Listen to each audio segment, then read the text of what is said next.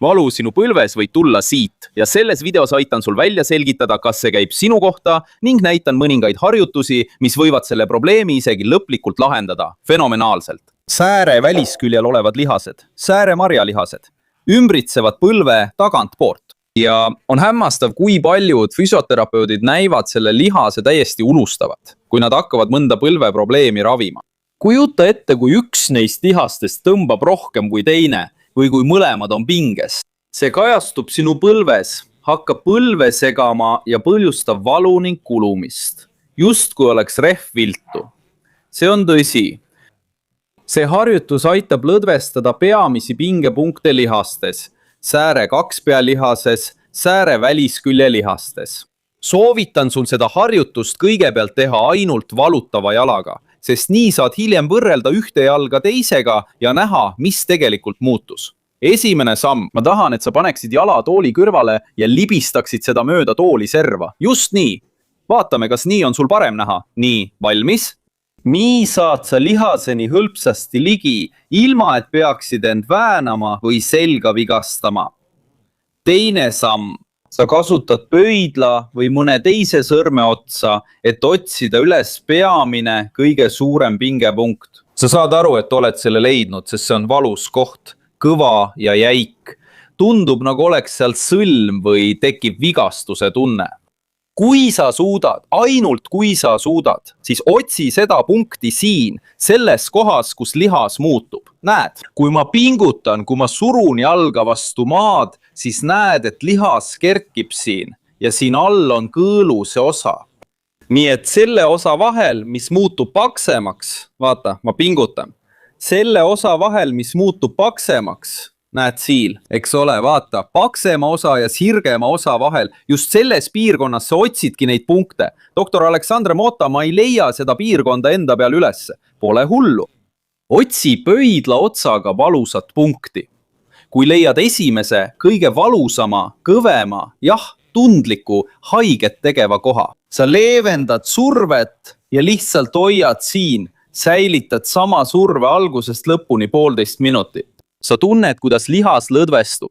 Valu väheneb, lihas lõdvestub, ära enam suru, eks? Kui 1,5 minutit on möödas, liigud lihtsalt teise punkti juurde. Sa teed seda 3 kõige hullemamas punktis. Ole ettevaatlik, kui sa sõrme ära võtad ja nahk jääb lohku, just kui oleks auk. Rohkem kui 30 sekundiks, siis see on märk, et sul on vedeliku peetus või põlves on paistetus. Varsti räägin sellest veel. Kui oled 3 punkti lõpetanud, tõuse püsti, liiguta jalgu, kõnni veidi ringi ja võrdle üht jalga teisega. Sa tunned, et harjutust teinud jalg on palju kergem, põlv liigub vabamalt ja tundub kindlam. See pinge, mis ulatub sääre marjani, on tavaliselt sama pinge, mis tuleb kõigist jalatagumistest lihastest, sest see on müofastsiaalne ahel, see on omamoodi vale. See on omamoodi lihaste ahel, eks.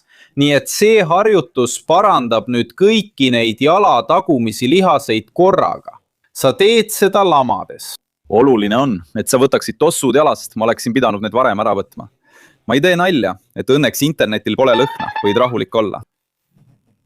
Sa heidad pikali nii, et jalad on vastu seina ja kõht ülespoole.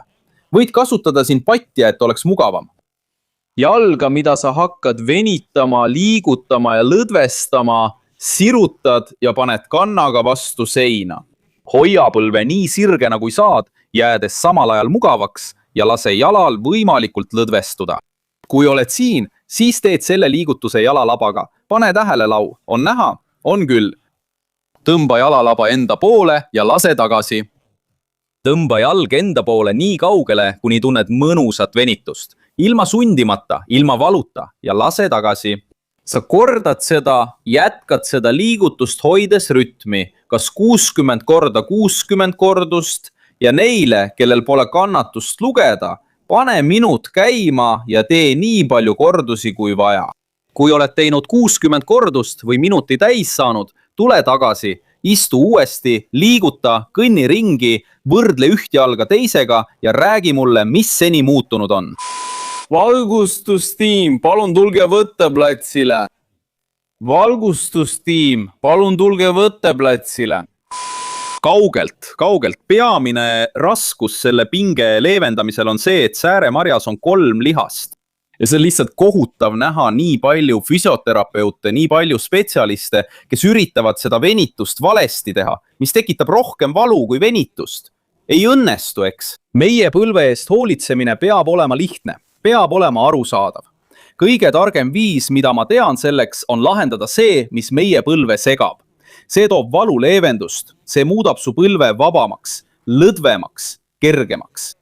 See kiirendab ravi, mida sa juba teed. Et sind selles protsessis aidata, on mul sulle 2 nädala harjutuste programm, mida saad kodus teha.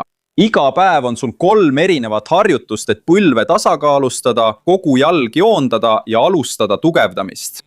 Ja nagu alati on programmi Te Adorno o Joelho link kirjelduses. Nii neile, kes soovivad rohkem teavet saada, teada, kuidas see töötab, küsimusi esitada, kui ka neile, kes soovivad programmiga alustada või alustada 7-päevast testi. Aga lähme edasi. See venitus, mida me teeme, on venitus, mis haarab lihaste erinevaid osi. Järgi õiget järjekorda.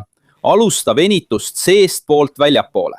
Esimene samm on see, et sa teed rulli, vaata, rulli põrandalapiga, eks. Kuna see pannakse põrandale, peab see olema põrandalapp, eks. Palun. Pane jalapõk selle rulli peale, kanna jääb maha ja siin lihtsalt vii põlv ette poole. Võid toetada vastu seina, eks. On näha? On küll. Väga hea. Vii põlv ette poole, hoides kanna maas, kuni tunned tugevat venitust sääremarjas. Hoia seda venitust mõned sekundid. 10–30 sekundit, kui saad, hakka varbaid liigutama. Vaata. Tõsta varbad üles, lase varbad alla. Tõsta varbad üles, lase varbad alla. Tee seda, kuni minut täis saab.